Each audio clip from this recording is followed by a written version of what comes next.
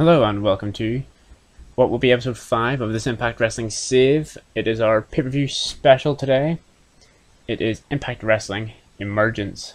It will be main evented by Eddie Edwards versus Eric Young.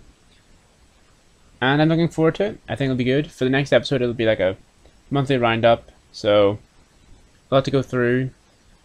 Big show plan today. Tomorrow we'll cover, next show we'll cover a bit of the wider wrestling world. Some interesting things have happened, I think. And yeah, we'll get into the show. It is a 19 segment, 150 minute show.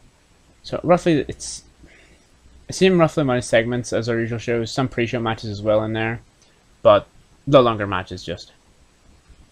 So let's get into the show. We open with a 5v5 women's knockouts match. Alicia Edwards has returned to the company. For some reason she was not on my roster, so I did have to sign her. But in a per match, the heel team, which has some faces in it, so this is probably why the match is bad. Because Kimberly's a face, despite being a heel, I believe, in real life. Tasha Steelz is face, despite being heel in real life. I don't know about Rosemary, whether she's face or heel in real life. But she seems to be on screen a lot with Taya Valkyrie, who's obviously heel. But the heel team get the win. Taya Valkyrie pins Alicia Edwards with a Northern Lights suplex. 42 for Kimberly, 41 for Susie. Taya Valkyrie gets a 44, 45 for Rosemary, so they're probably the 4 best in the match anyway. But again, Havoc Nevaeh, Alicia Edwards is the worst, along with Tasha Steelz and Lacey Ryan. Alicia Edwards' party girl gimmick gets a great. Jer Hogan is off her game.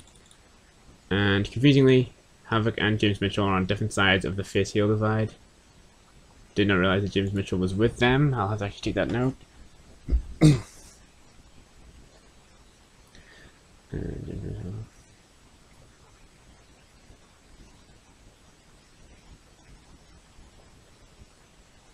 So, and in a 37 match, that's not bad. And I feel like it's clear that it was just a taping error where we were taping all of our shows on the same day.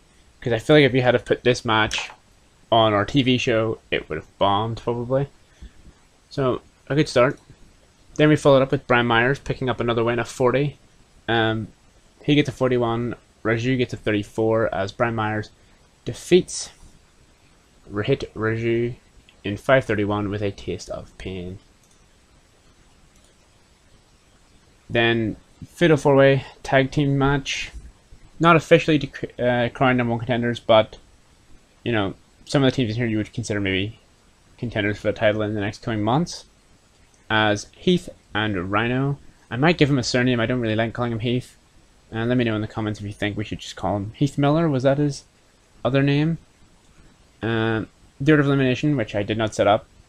But I'm okay with that, yeah. Reno Scum, the Deaners, and then the Rascals obviously being the last team alive with Heath and Rhino. Wentz and Dez got a 43 and a 46. The Deaners got a 39 and a 33. Reno Scum a 29 and 29 at Heath. And Rhino were 44 and 47. Some tag team specialist bonuses, and obviously Rhino being injured took away from the match. So we open up with Alex Shelley is meant to be off screen, but that's fine. As Josh Matthews and Don Callis hype up the show. You know, our main event, Eric Young and Eddie Edwards, they hype up. Moose and EC3 and of course the tag team champions are hyped up. 39.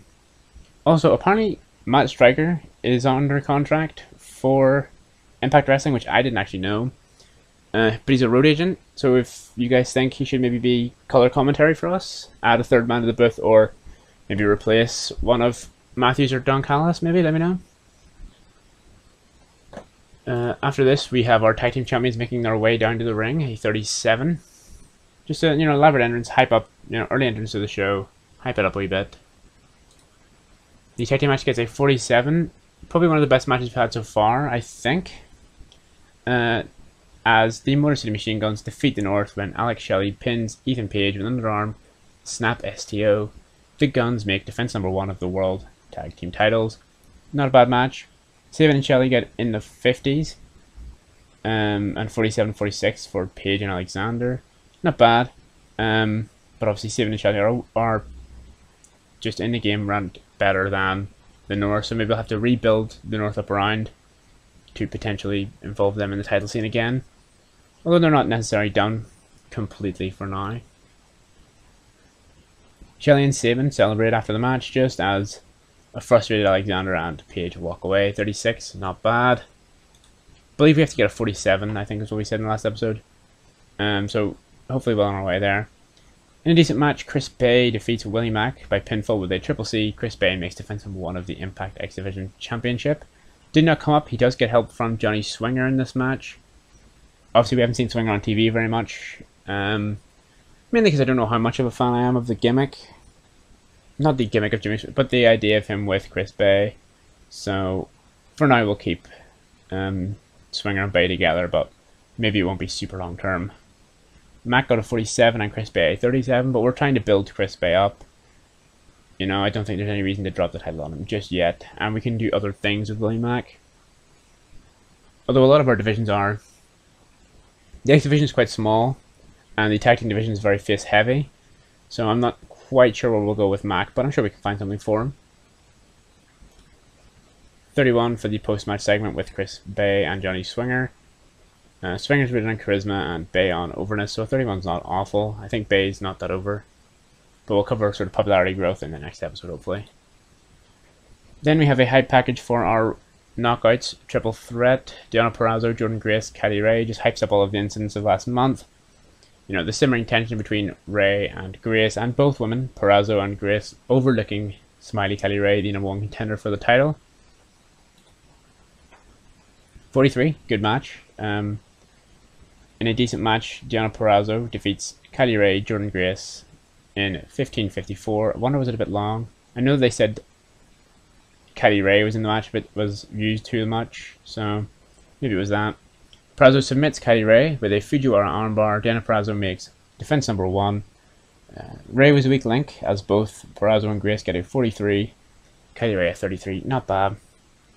Anything wrong with the dirt sheets? Kylie Ray's inconsistent. Purrazzo's inconsistent, and experience of the announcing team, but that will come. Then after the match, Deonna Purrazzo on the turnbuckle celebrating over Kylie Ray and Jordynne Grace, 32. RVD has his segment, the 1 week hype up of, you know, he wasn't Impact World Champion, but he will have a big announcement. And it's sort of the similar segment, maybe not quite as in the way that Impact do it, but you know, they're hyping up the Kitty Forbes calendar or whatever it was, and when they go to cut to the screen, instead of cutting to whatever they done, we're gonna have it cut to Sami Callihan, who's gonna cut a promo on RVD and come down the ring and, you know, scare Van Dam and Kitty Forbes out of the ring. Lack of anything interesting happening, but Callihan and Van Dam should be a good feud for us. Should be better when it gets into the ring as well, as both men are. I believe RVD is supposed to be the most over man in the company, so this should be a good feud for us. 43 for Anderson and Gallows with their interview with Madison Rayne before their match. 48, good match. In a decent match with the Good Brothers defeating Ace Austin and Madman Fulton.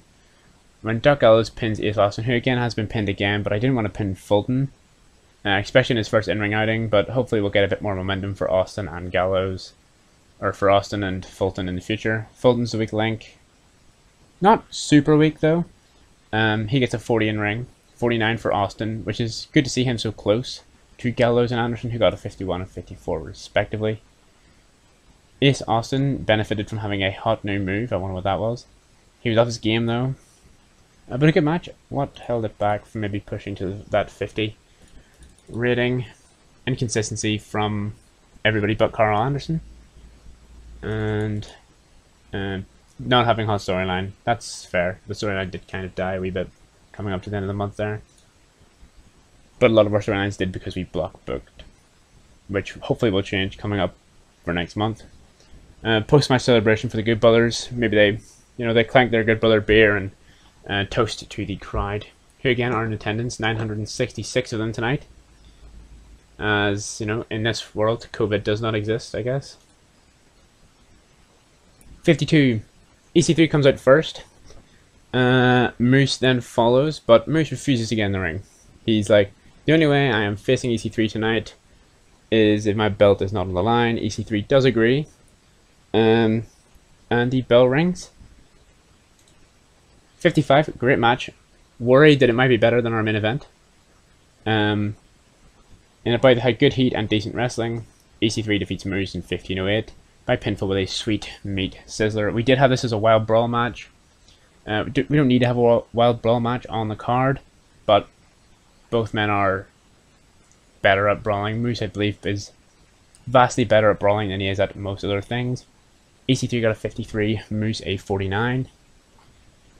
Good match. EC3 getting a win in his very first match. Obviously, we had to give him the win. We can't have him lose in his big match, and he is one of Impact's stars that would attract people to TV.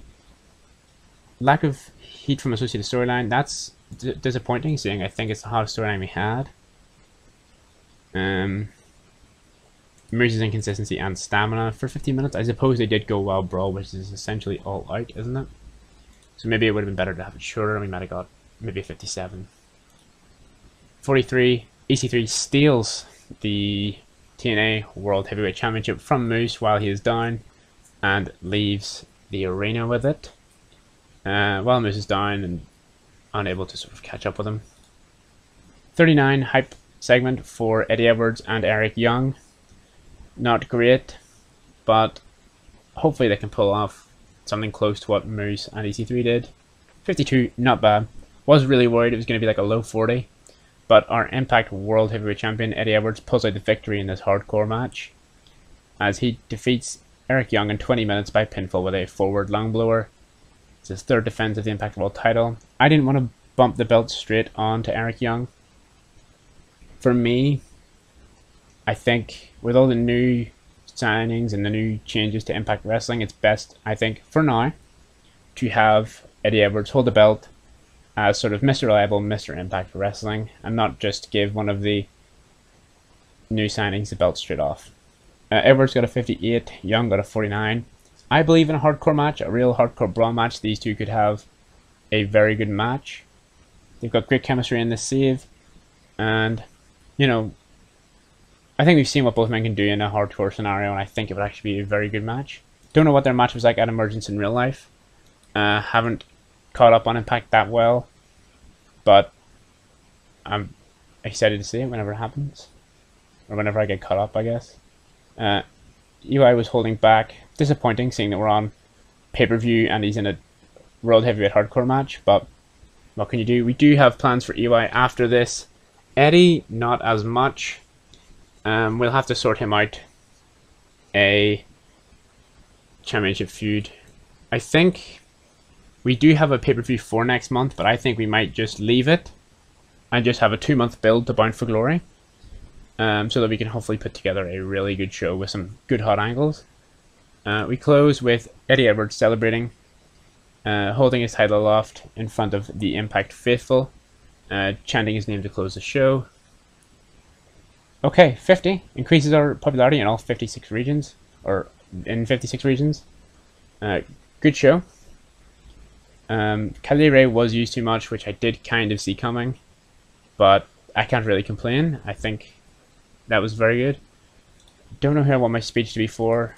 Eddie got a 58, so we'll start with him. Are the options all still the same? Yes, complimented on a good performance. EC3 put in a good performance. And we'll give it to Moose. They got the best match, so never thought I'd be complimenting Moose this much, but he is probably one of my best and biggest stars this turn around with Impact. Eddie's pleased, EC3 is pleased, Moose is pleased. So yeah, guys, let me know in the comments below what you thought of the show. I'm actually quite proud of it. I'm hoping we will probably build up just 2 months straight to Bound for Glory. But if you guys think we should have pay-per-view every month, or I guess if we financially need to have one every month, then we'll have one. Some new feuds starting. Already we've got Callahan versus RVD started, but obviously we have, we need new directions for the tag team titles, the X Division title, the world title, so lots of new stuff going on next month. Rhino is fully fit. There's our viewing figures. And the PPV buy rate for Emergence. Not bad. but we will see how it compares, I guess, to other months and other promotions. The next episode will be a roundup of the wrestling world and looking at some of our key players' popularities and who's maybe moved up and down in our rankings. And maybe even if we're going to sign anybody. Thank you for watching. Like, comment, subscribe. Bye.